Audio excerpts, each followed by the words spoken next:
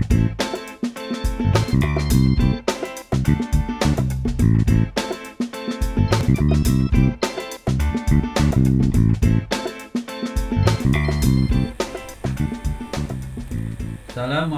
warahmatullahi wabarakatuh. Selamat datang rekan-rekan semua.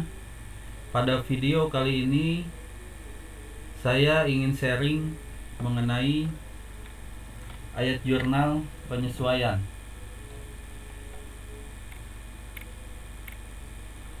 Nah, ayat jurnal penyesuaian ini dibuat untuk menyesuaikan saldo-saldo rekening yang ada di neraca saldo. Pada video yang sebelumnya kita sudah membuat dari jurnal, buku besar, dan neraca saldo. Saya berharap rekan-rekan semua sudah bisa memahami video yang pertama mengenai jurnal, kemudian video selanjutnya mengenai buku besar dan neraca saldo. Mudah-mudahan sudah bisa dipahami, karena pada video kali ini kita membahas lanjutan dari bahasan yang sebelumnya. Kemudian ayat jurnal penyesuaian ini nanti akan mengambil data juga dari yang ada di neraca saldo menjadi saldo yang sebenarnya. Kenapa harus disesuaikan? Karena ada hal-hal yang memang datanya berubah gitu, maka harus disesuaikan. Kalau tidak melakukan penyesuaian, maka akan terjadi ketidaksesuaian data. Baik, kita lanjut. Tujuannya yang pertama untuk mengkoreksi perkiraan-perkiraan yang ada, sehingga mencerminkan aktiva, utang, modal, pendapatan, dan biaya yang sebenarnya. Tadi yang saya katakan berarti kalau kita tidak melakukan koreksi terhadap data yang ada, berarti datanya sebetulnya sudah berubah, tapi kita masih belum merubah datanya. Berarti data yang tidak sebenarnya. Maka harus dilakukan koreksi perkiraan-perkiraan tadi, atau koreksi akun tadi ya, akun atau nama rekening. Kalau di bahasan awal kita pernah membahas akun dan nama rekening ya, mudah-mudahan masih ingat. Kemudian selanjutnya ada dua macam penyebab suatu transaksi ini memerlukan penyesuaian. Yang pertama yaitu suatu keadaan di mana transaksi sudah terjadi tetapi informasi tersebut belum dicatat dalam perkiraan. Jadi transaksinya sudah terjadi tetapi belum tercatat gitu, maka harus dilakukan pencatatan. Nanti kita lihat di contohnya seperti apa. Kemudian selanjutnya transaksi yang sudah dicatat dalam perkiraan atau dicatat dalam nama akunnya sudah masuk, atau nama rekeningnya sudah ada, tetapi saldo perkiraan masih harus disesuaikan agar dapat disajikan dalam jumlah yang benar. Ya, sudah dicatat tetapi belum sesuai jumlahnya, masih ada yang harus disesuaikan. Nah, ini juga perlu penyesuaian. Baik, kita lanjutkan. Nah, kalau tadi kita membahas mengenai penyesuaiannya, kemudian sekarang kira-kira apa saja sih yang perlu disesuaikan gitu ya. Ada 7 bagian yang harus disesuaikan. Yang pertama adalah biaya dibayar di muka. Nah, biaya dibayar di muka ini atau prepaid expense. Nah, di sini dilakukan dengan dua cara. Yang pertama dicatat sebagai persekot biaya. Kemudian yang kedua dicatat sebagai biaya. Nah, ini bagaimana bisa menjadi dua bagian seperti ini, nanti kita lihat contohnya ya. Kemudian selanjutnya pendapatan diterima di muka. Nah, ini pun dibagi dua. Yang pertama diakui sebagai utang atau hutang ya, sama saja. Yang kedua diakui sebagai pendapatan. Nah, ini ada dua hal yang bertolak belakang gitu ya. Di sini pendapatan tetapi kok malah jadi hutang gitu ya. Kalau yang kedua ya pendapatan jadi pendapatan, masuk logika, tapi di sini pendapatan kok jadi hutang. Nanti kita bahas di selanjutnya ya. Kemudian biaya yang masih harus dibayar. Jadi ada biaya-biaya yang memang harus dibayarkan. Selanjutnya yang keempat, pendapatan yang masih harus diterima. Yang kelima, penyusutan aktiva tetap. Yang keenam, kerugian piutang. Yang ketujuh, biaya pemakaian perlengkapan. Nah, ini adalah 7 hal yang masuk ke dalam poin-poin penyesuaian tadi gitu ya. Baik, selanjutnya kita masuk pembahasan dan contoh saja agar lebih mudah dipahami. Yang pertama tadi, biaya dibayar di muka gitu ya. Nah, kita lihat contohnya saja agar lebih mudah. Misalnya kalau dulu soalnya Pak Dodo ya kita bisa mungkin contohkan juga. Ini Pak Dodo membayar premi asuransi gitu ya. Membayar premi asuransi sebesar 1.200.000. Maaf, ini kurang titik ya, harusnya ada di sini titik. 1.200.000 untuk periode 2 Februari 2019 sampai 2 Februari 2020. Berarti periode ini berapa lama? 1 tahun, dari 2 Februari 2019 sampai ke 2 Februari tahun depannya 2020. Berarti ada 1 tahun. Nah, ini dibayar di muka. Kenapa dibayar di muka? Ya biasanya sama seperti kita sewa kios. Apakah kiosnya ditempati dulu atau kita bayar dulu? Biasanya bayar dulu. Begitu pula asuransi. Asuransi kita bayar dulu, baru mungkin jika ada klaim ya kita setelah bayar asuransi. Nah, ini ada 2 metode. Kita lihat metodenya seperti apa. Yang pertama tadi dicatat sebagai persekot biaya. Masih ingat ya penjelasannya awal tadi ya. Ada 2 ya. Kita ambil dulu yang dicatat sebagai persekot biaya. Nah, tadi jurnal tanggal 2 Februari 2019. Jadi pada saat tanggal 2 Februari itu ngeluarin uang ya, berarti ya tanggal 2 Februari. Untuk apa sih dikeluarin uang? Untuk bayar asuransi ini gitu ya. Jadi selanjutnya kita buat penjurnalan seperti yang soal pertama di video yang pertama ya, kita buat jurnal ya. Ini sama juga ya, kita buat jurnalnya contohnya seperti itu ya. Kalau sudah ada datanya di neraca saldo berarti sudah selesai, tinggal penyesuaiannya saja. Ini di jurnalnya dulu ya. Jurnalnya berarti asuransi dibayar di muka 1.200.000 pada kas. Kenapa pada kas? Karena ada mengeluarkan uang. Untuk apa? Untuk membayar asuransi gitu. Keluar uang. Kalau keluar uang kan posisinya di sebelah kanan atau kredit ya. Berarti sama, keluar 1.200.000. Nah, masih ingat polanya yang dulu itu? Berarti untuk alat bantu kita bisa buat kolom seperti ini. Kalau sudah hafal tidak pakai kolom tidak apa-apa ya. Nah, debat kredit ini ya, masih ingat ya. Di sini berarti kalau mau dilengkapi lagi nama rekening gitu ya, atau di sini apa namanya, akun gitu. Tapi ini ya, insya Allah sudah paham karena sudah ada dicontohkan di jurnal yang lalu ya, di video pertama. Tinggal ditonton kembali videonya bagaimana melakukan penjurnalan.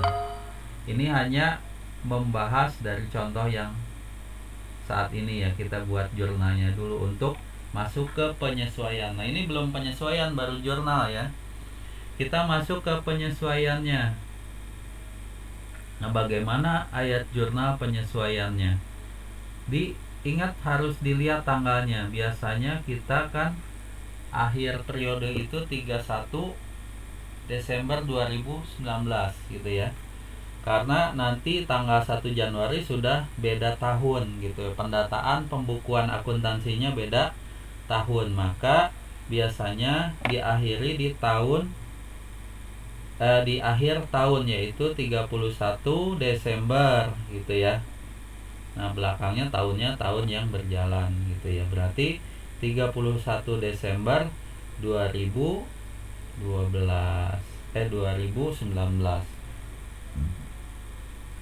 Baik, kita lanjut. Nah, seperti yang lalu dibuat kolom pembantu untuk mempermudah gitu ya, ada debit kredit. Berarti ini asuransi dibayar di muka pada kas. Ingat ya, ini dicatat sebagai apa? Persekot biaya. Tulisannya asuransi dibayar di muka gitu ya. Nah, ini jangan sampai nanti berubah. Jadi misalnya ini jadi biaya asuransi, nanti beda lagi metodenya gitu. Jadi ini harus asuransi dibayar di muka namanya ya, seperti itu ya, pada kas. Maka ini masuk persekot biaya. Nah, kita lihat ayat jurnal penyesuaiannya adalah biaya asuransi pada asuransi dibayar di muka ini ya, di bawah. Penyesuaiannya berarti yang di jurnalnya ini berubah ke posisi lawannya, yaitu posisi kredit. Berarti di sini awalnya kan di sini asuransi dibayar di mukanya ada di debit, tapi ketika penyesuaian asuransi dibayar di mukanya di kreditnya. Posisi debitnya pasangannya diisi biaya asuransi gitu ya. Ini dari mana? Dari biaya asuransi, karena untuk membiayai asuransi tadi. Berapa besarannya? 1.100.000. Ini 1.100.000. Nah, yang jadi pertanyaan, ini 1.100.000-nya dari mana kok tiba-tiba ada? Nah, kita lihat perhitungannya seperti ini. Tadi untuk Pak Dodo tadi membayar asuransi, premi asuransi tadi dibayar pada tanggal 2 Februari. Masih ingat di soal yang sebelumnya ya, 2 Februari 2019. Nah, dibayar itu ya. Nah, berarti di sini awal, ini akhir gitu ya. Berapa awalnya? Tanggal 2 Februari 2019 sampai ke tanggal 2 Februari 2020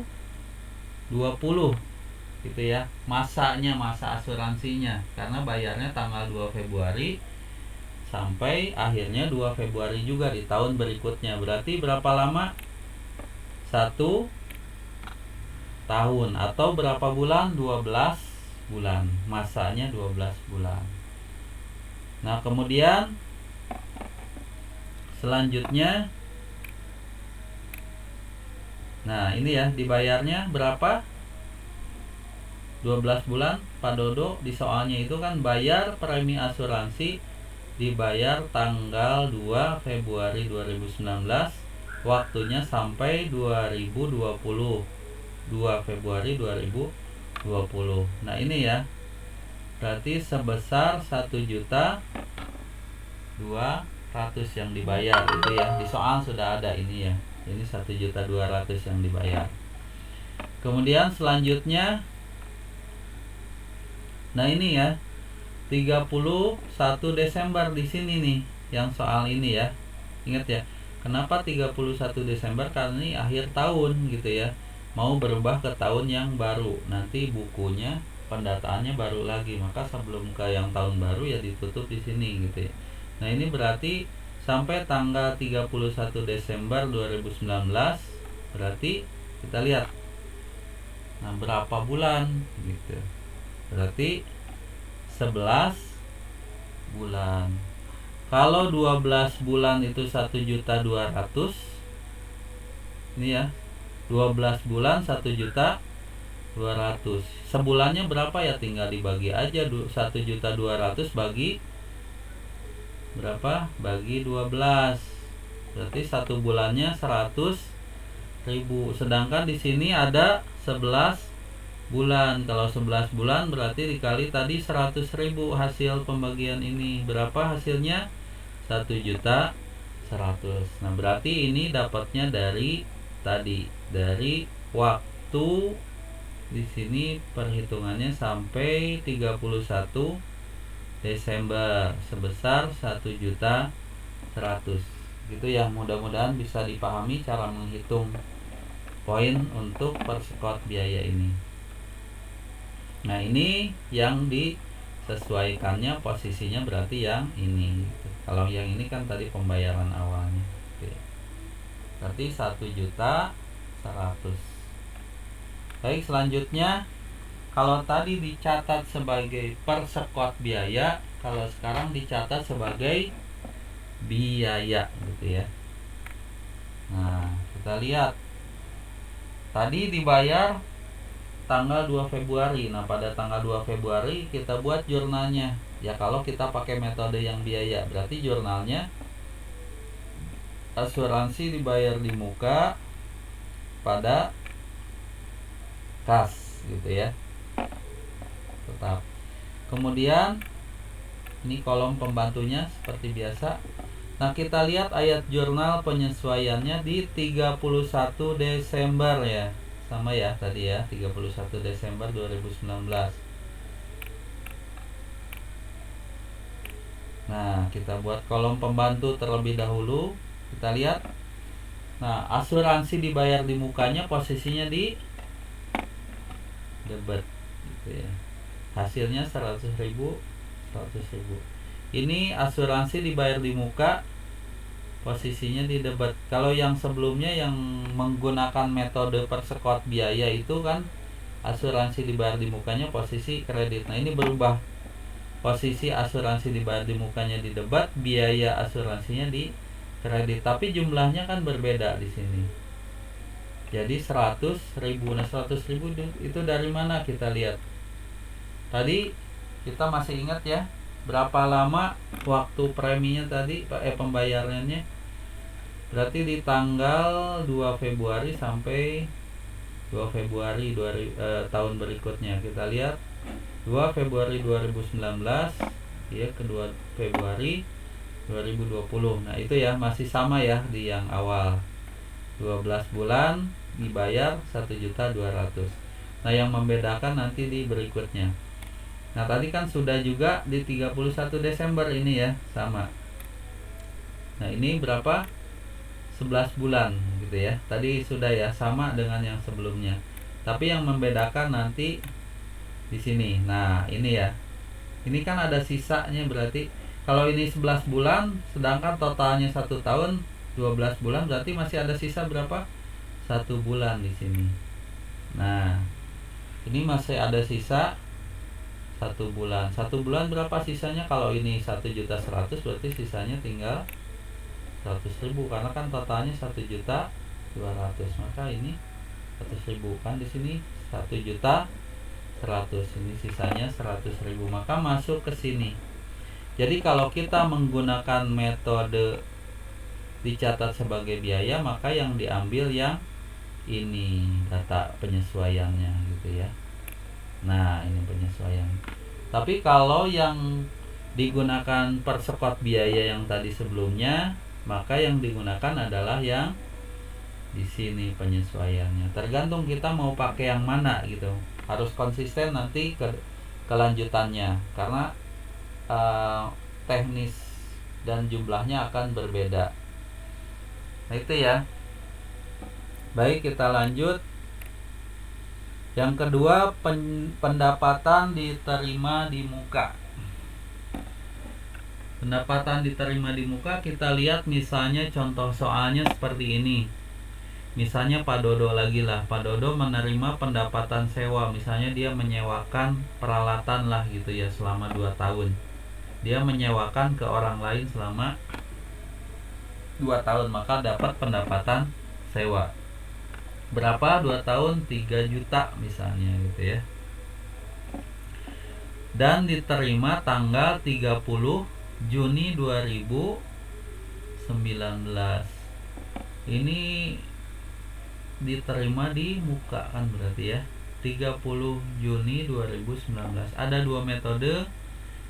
Yang pertama tadi ya, dicatat sebagai utang pendapatan gitu ya. Makanya tadi dibahas yang di awal tadi, coba kita lihat penjelasannya seperti ini gitu ya. Kita lihat pada jurnal 30 Juni, jurnalnya gimana? Ingat jurnal yang video 1 ya. Kita menjurnal dulu, berarti ketika dapat uang 3 juta dari pendapatan sewa. Nah, ini jurnal pada saat menerima uang sewa ini. Berarti kita buat pembantunya dulu, kolom pembantu seperti ini. Berarti dapat apa? Kas. Ini tanggal 30 Juni dapat uang 3 juta. Nah, 3 juta dapat uang kas. Kalau saldo normalnya kan kas ada di debit, ketika ada penambahan masuk ke debit. Ya, mudah-mudahan masih ingat ya. Kemudian pada apa? Ini dari pendapatan sewa. Sewa diterima di muka. Gitu ya.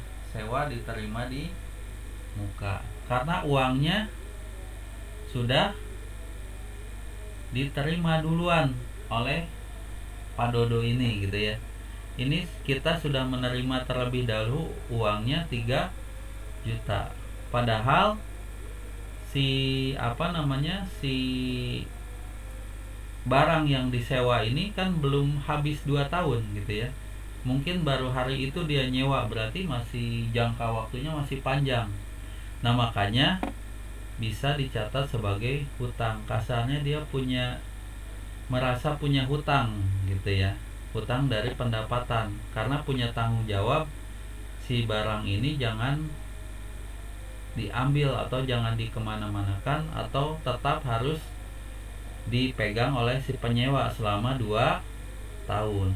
Berarti punya hutang tanggung jawab gitu ya. Maka disebut sebagai hutang gitu ya.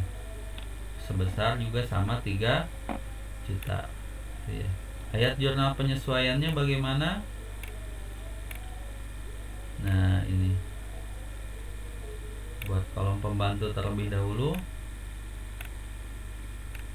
Nah, seperti ini. Berarti sewa diterima di muka 750.000.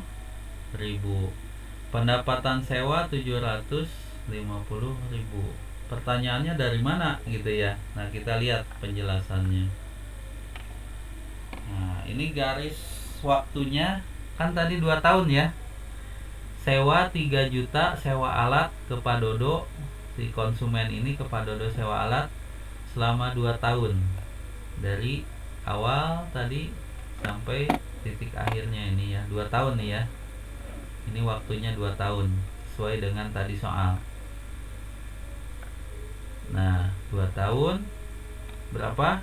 3 juta. Disewa 2 tahun 3 juta. Dari tadi dibayarnya 30 Juni gitu ya, 30 Juni 2019. Berarti sampai ke 30 Juni kalau 2 tahun 2021 harusnya di sini ya, gitu ya. Tapi yang kita hitung kan tadi di penyesuaiannya sampai 31 Desember di sini ya, 2019. Tadi ya. Di soalnya itu 2 tahun, tapi di ayat jurnal penyesuaiannya yang kita bahas kan penyesuaiannya ya. Ayat jurnal penyesuaiannya itu dicatat pada tanggal 31 Desember. Misalnya sekarang sudah 31 Desember misalnya sekarang, berarti kan harus dicatat nih udah lewat gitu.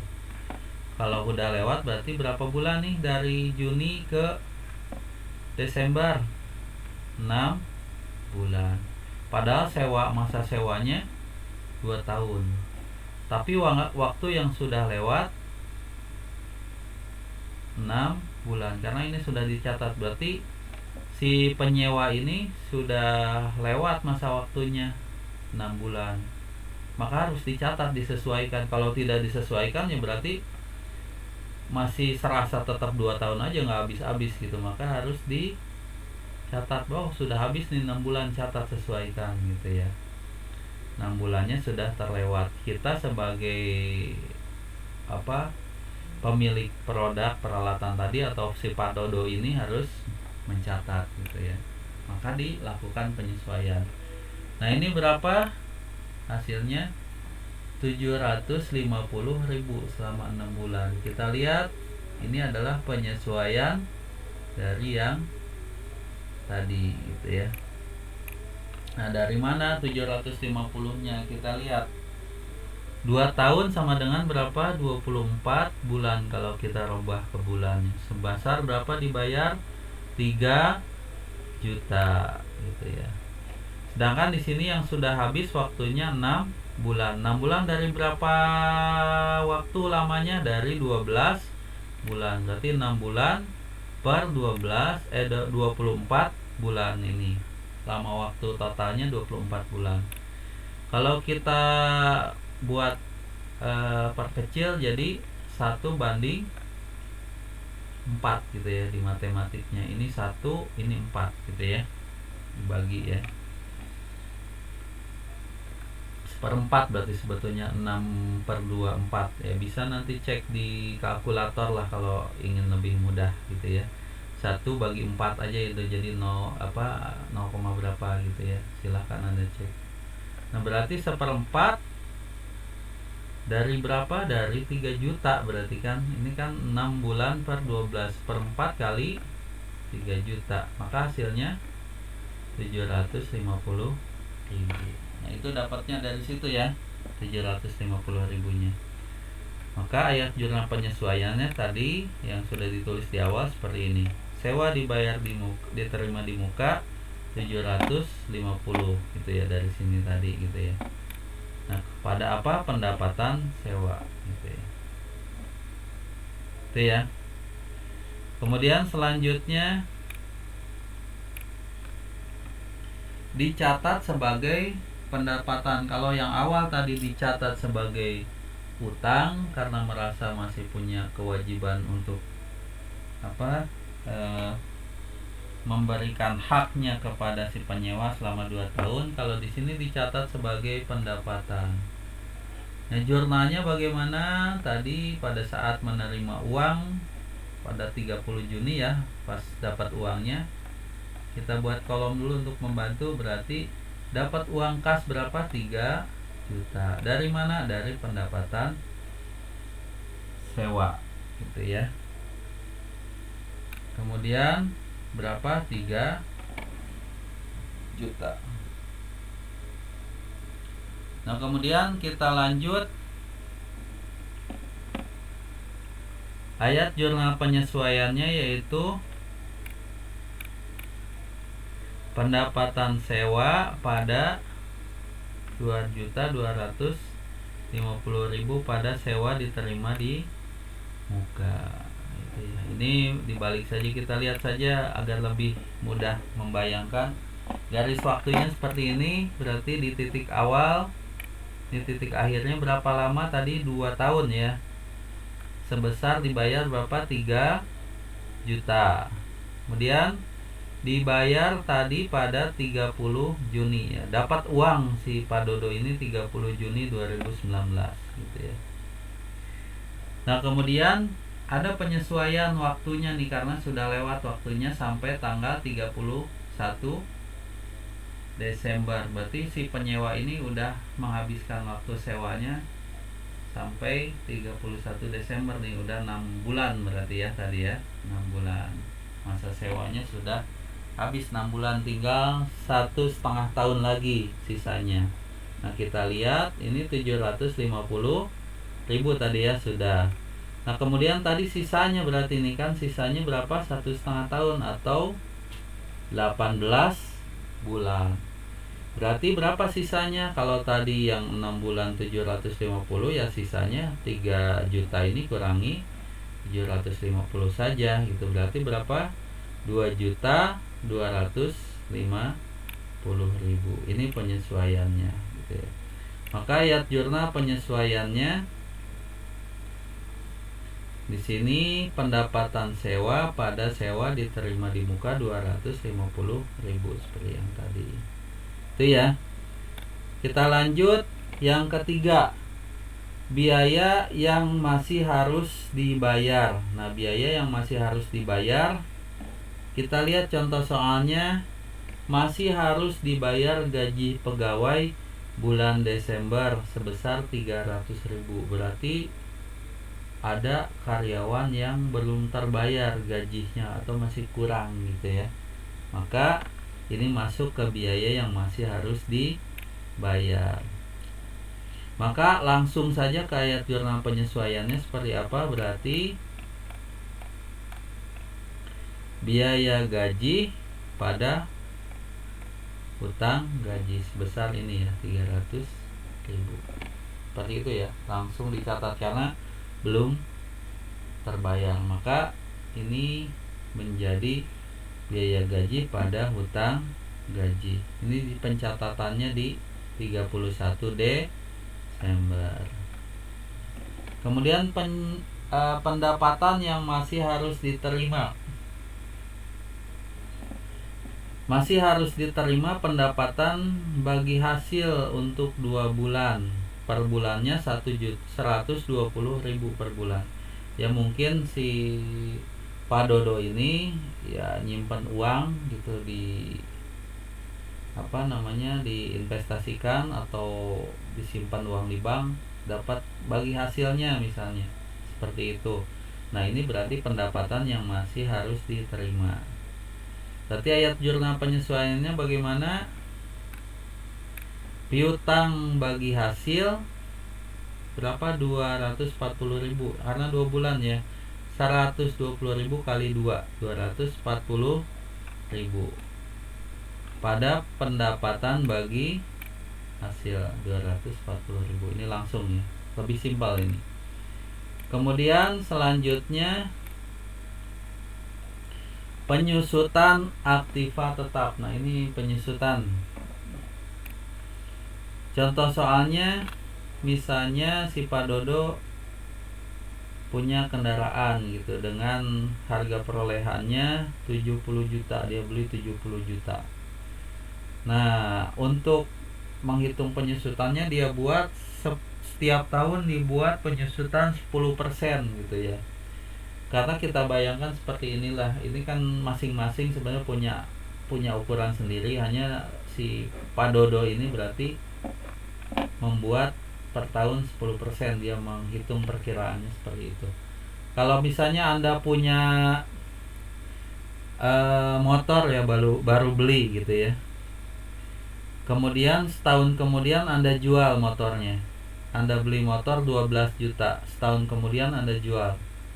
Apakah dijual masih 12 juta? Pasti harganya menyusut gitu.